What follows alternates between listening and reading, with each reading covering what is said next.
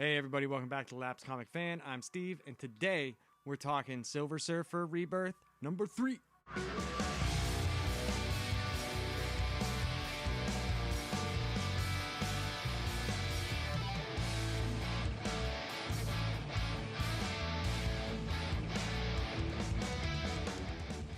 So I want to take this time to welcome all of our new subscribers. I really appreciate you for checking us out and subscribing. Hopefully the stuff I do is to your liking. And also, I'd like to thank all the guys who signed up for the Batman contest. I'm going to get into that here in a little bit, but I really appreciate that. Last day for submissions will be April 22nd, and the drawing will be April 23rd. So if you can get as many people as your friends or whatever, whoever you know that likes Batman, try to get them into the contest. That would be great. I'm trying to grow the channel as best as I can.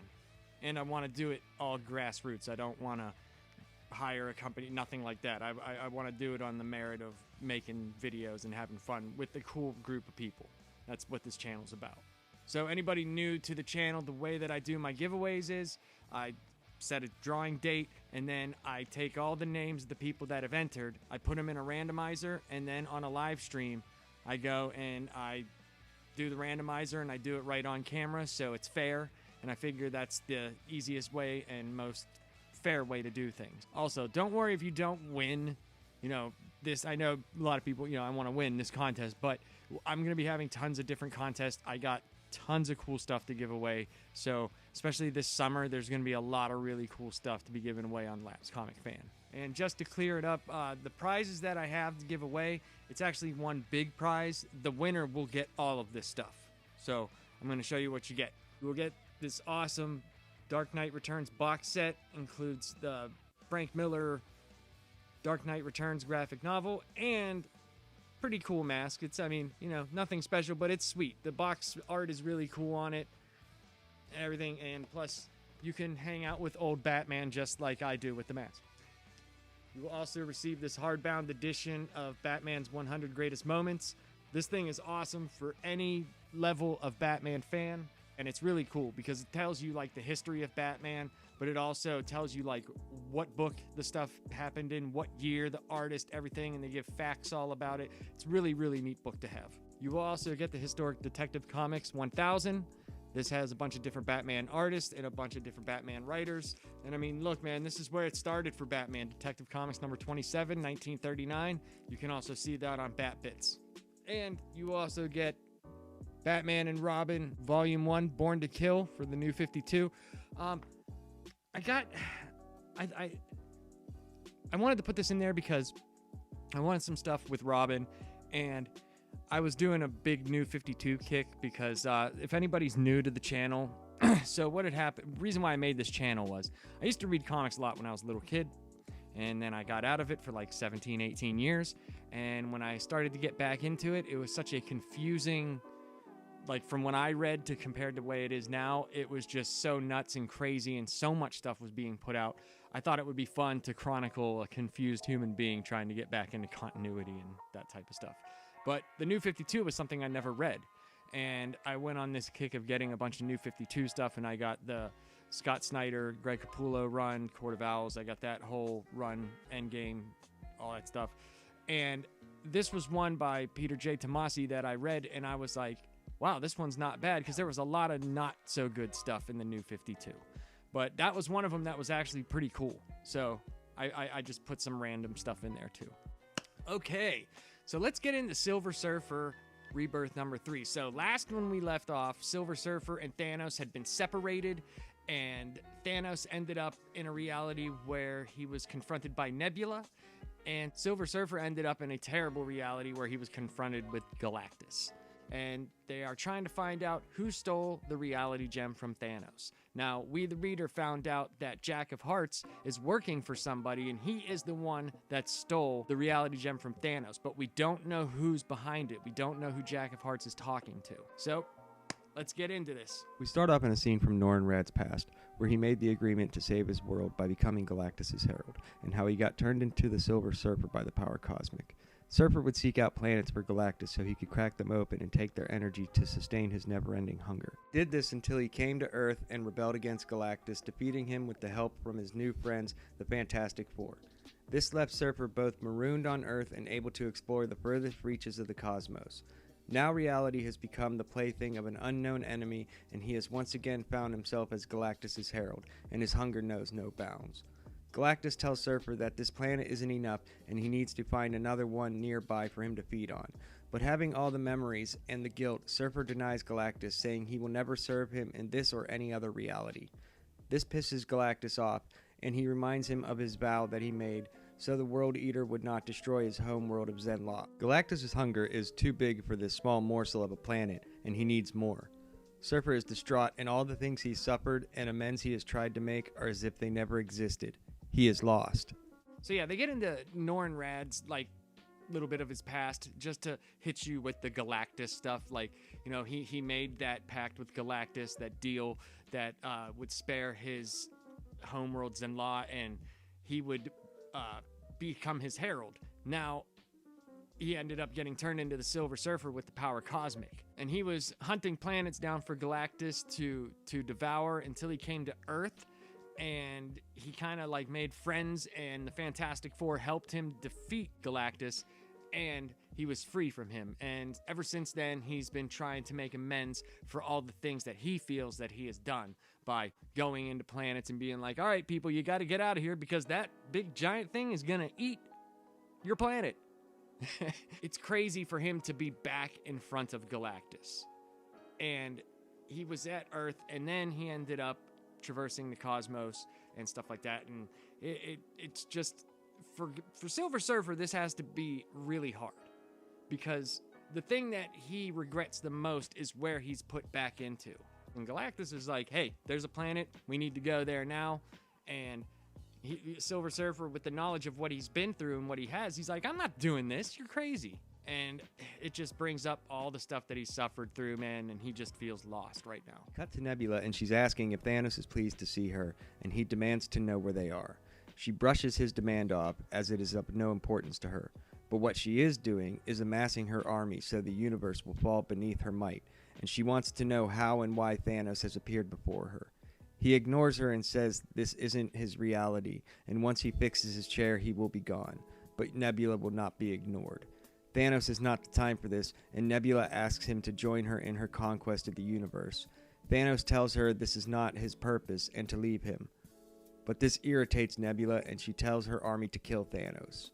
The army rushes in, but this is just an annoyance to the Mad Titan, and he destroys Nebula's army without breaking a sweat and turns to his daughter. Are we done with this?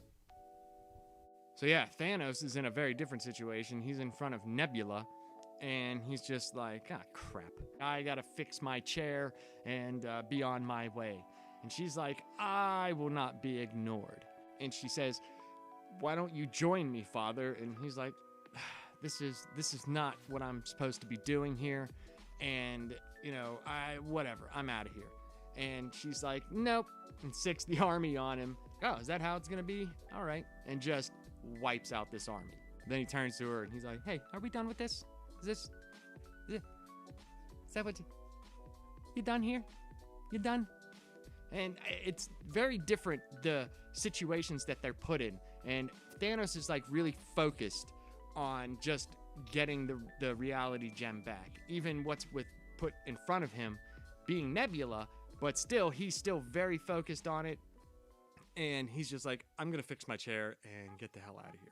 And it's very different from what Silver Surfer is experiencing, because he's almost emotionally crippled by seeing Galactus, where Thanos is just annoyed and then destroys her army, and he doesn't have time for this. And Nebula pleads with him like, all I've ever wanted is to be acknowledged by you, and I wanted you to accept me.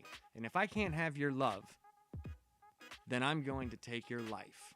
Thanos grabs Nebula by the neck and says this relationship is unhealthy and that she disappoints him. He squeezes and watches the life drain from her body until she's dead and tosses her to the ground like garbage, and goes back to trying to fix his chair. Mistress Death appears and Thanos' whole demeanor changes. She is his weakness, just as Galactus is Surfer's. He offers a dead Nebula to her as a tribute and asks if there's anything that he can do for her. Anything she wants, he would do. Please, just tell me.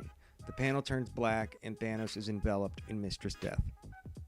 Dude, that was crazy, man. He just picks her up, squeezed the life out of her. He's like, nah, and goes around fixing his chair. Then Mistress Death appears, and you're like, and his whole demeanor changes. He goes from super focused, hyper, focused Thanos, got to get this done, kill Nebula, go back and fix my chair to, oh, Mistress Death, look at this sacrifice I have made for you, this present. It's like, it's your daughter, dude. He just doesn't give a crap, and it's so messed up. Thanos of Titan. Dick. And he's on his knees begging her, telling her, I'll do anything, you tell me what to do. And I want to know how she plays into this. Because is she one of those universal beings that there's only one of, even though there's multiple realities?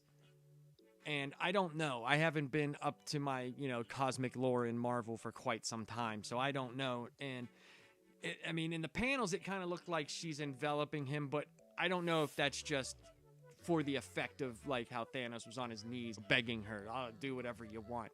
It's very, very different, the parallels they're showing. But it is similar that one of the few things that can get to Thanos, like how Galactus can get to Surfer, is Mistress Death. That's his weak point, just like Galactus is Silver Surfer's weak point. Galactus points out a planet and tells Surfer to prepare the population. But this is our Surfer, the one who has broken free of being Galactus' herald, and he thinks on all the time he spent doing his bidding, all of the death and destruction, and it is too much for him to bear. And he defies Galactus, saying no, starts to attack him. Galactus says, you dare defy me, I am absolute, and releases a ridiculous amount of energy in retaliation.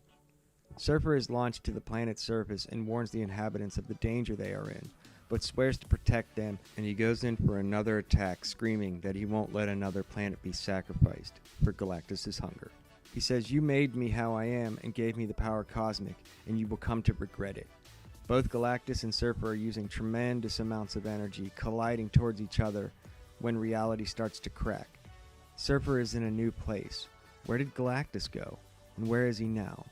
Surfer looks around and is at a loss for words, completely stunned by what this new reality has set before him, because hovering in front of him are 4 more Silver Surfers.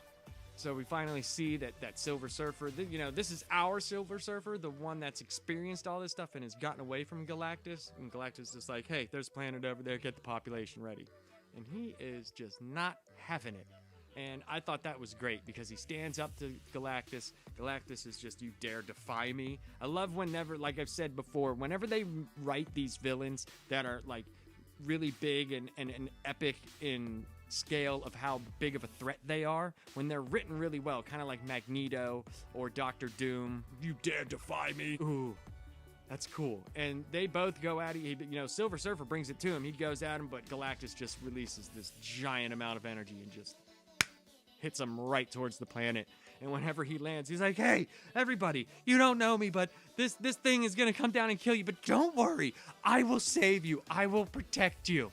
And after he tells these people this, he shoots right back up towards Galactus, goes into space, and he's screaming at him. And he's like, you made me like this. You gave me the power cosmic, but you will live to regret it. And they're just both just using massive amounts of energy. It's amazing. And then all of a sudden, they're about to get to, and it starts cracking. And then Silver Surfer, he's in this place. It's in the middle of space, and you kind of see through this like portal or something. I don't know exactly what it was, but there's like 4 shadows. And he was like, where am I? And then his jaw dropped. How can this be? And out of there comes a bunch of Silver Surfers. Holy shit. This is amazing. They're different colored, like through the years, how he was drawn. There's like the old Silver Surfer. It looks like he was drawn on old comic book paper. I was just like, yes, yes, this is awesome. And we're halfway through it. There's only 6 issues of this, but man, I was like, oh, this is so cool. I was extremely happy. Plus, with Thanos getting with Mistress Death, that ties into his story and his lore. So I was like, this is cool. This is really neat. Jack of Hearts is talking to his master and asks if he needs him to take out Thanos and the Surfer. His master says no, they are lost in a myriad of realities released by the reality gem. and there's very little possibility of them getting back to their own reality. That leaves him unopposed and leaves the universe to be remade in his image. And finally, Tyrant will be left to reign supreme. So we cut to Jack of Hearts, and he's talking to his master, and he asks his master, hey, do you want me to go after Silver Surfer and Thanos? And the master's pretty much like, no. They're lost in a myriad of realities released by the gem. So that's like, oh, that's interesting. That's cool. Did he just send them to all these different places before they could even remotely get back? There's like all these different ones as opposed to, all right, I'm sending you here. And then it cracked and they got back because he didn't really know how to use it. So my mind forgot about that even though he had sent them places, he really didn't know what he was doing. But the more time he's had the reality gem, the master, he could know a little bit more now and pretty much screw them over because he says they have a scant chance of getting back. And that also leaves him unopposed and leaves this universe unprotected because they reveal the master to be Tyrant. Okay, so if used correctly, Tyrant is a dude. He is massive. Now, he was a super AI built by Galactus before he used heralds. And I got some of his, I got a little bit of his backstory from the Marvel 616 wiki, so I'll read that now. It says, in the distant past, the Devourer of Worlds Galactus created an immensely powerful living machine, Tyrant. However, unlike his creator, Tyrant developed a lust for tyranny and conquest that directly conflicted with Galactus' desire to do only what is necessary to survive. So Galactus only wanted to take planets and use them to survive. Now, granted, it sometimes would, destroy a whole population if they couldn't get out there, but he only did it to survive, to sustain him. So Tyrant was doing this stuff because he wanted power and he sought tyranny. So he's already crazy. Eventually, Galactus learned of Tyrant's betrayal and engaged with him a titanic battle that unleashed energies which, according to Thanos, destroyed whole galaxies. In the end, Galactus barely defeated Tyrant, stripped him of the bulk of his power, thereby reducing him to his current stature and power levels, and banished him to the farthest corners of the universe. The spinsters mistakenly believed they were responsible for driving Tyrant away, when in fact it was his defeat and depowerment at the hands of Galactus that had done so. So that's incredible, because if Galactus had a hard time beating him, now he's depowered from that part. I don't know what they've used with him since then, because that's kind of what I remember Tyrant a little bit from, because I had to look some stuff up and I was like, oh, okay, I remember this. And then the more and more I read it, I was like, okay, this is cool. This is a big thing. Basically, Tyrant is an enemy of all the cosmic level beings and gods. So this is a big threat. This is huge. And I'm hoping that this is done really well. This hasn't disappointed me so far. And with the Silver Surfers meeting up, that was so cool, man. I was so pumped for that. I was like, oh, yes. I couldn't wait. Like, I have to wait a whole another month for this to come out. Oh, damn it. Here's Tyrant's powers and abilities. Let's see.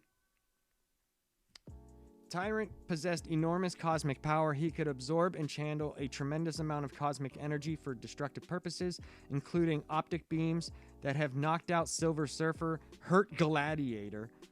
Jesus. He possessed vast, indeterminable levels of superhuman strength and was incredibly resistant to physical injuries, being of biomechanical properties. Tyrant was effectively immortal. Tyrant also had the ability to psionically control any technology that he came into contact with. In his original form, Tyrant was as large as Galactus and nearly as powerful, if not as powerful. His fight with Galactus had easily destroyed countless galaxies throughout the universe. After Tyrant's eventual defeat and depowerment at the hands of Galactus eons ago, he was reduced to his lesser modern state. When Tyrant was last seen, he drew on the energy of planetary biospheres and proved capable of feeding on the energy blasts of Galactus. So that's cool that they said that since Tyrant was last seen, because just saying he was depowered and stuff, it doesn't really give you a grasp of what he's capable of. But if he can absorb Galactus's beams, he's powerful enough. And you give this dude a reality gem, that's pretty badass. That's pretty cool. So what did you guys think, man? I loved it. I've really been liking this. This series has been one of my favorites so far this year. It's up there with Dark Knights of Steel, which I'll eventually get to and review and do a proper review. The next time on Laps Comic Fan, I will be doing Batman Superman World's Finest #1, which was really cool. I think you guys will enjoy that. We have a live stream coming up on Saturday, so if you're new, come check us out, 8:30 p.m. Eastern Time. We will be going live on YouTube. It'll be me and John. Oh, wait, no, I'm sorry. Not this Saturday. Sorry. I will probably be going live myself Saturday. John probably won't be here. We're going to a hockey game with a friend that's coming in from out of town. So depending on, I'll let you guys know on Twitter, and I'll put out a message. If you haven't and you're subscribed to the channel, we have a Facebook group. If you just search in groups Pop Culture Project, you can join. If you have any pages that you like to advertise or say, hey, this is what I do, we totally allow that. We're not dicks like most other pages that don't allow you to get your work and stuff out there. We want that type of collective. We want to have a bunch of cool people doing cool things.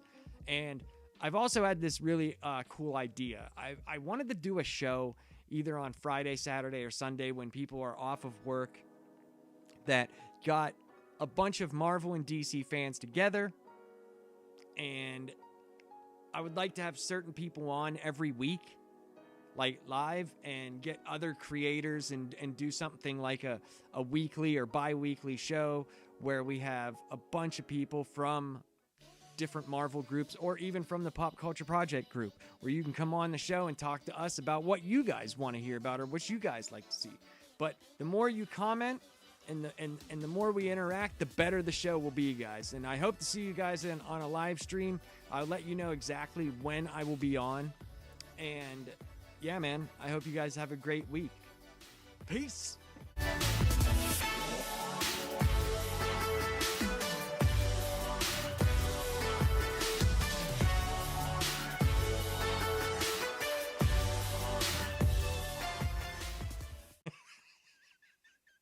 It's like it's your daughter, dude.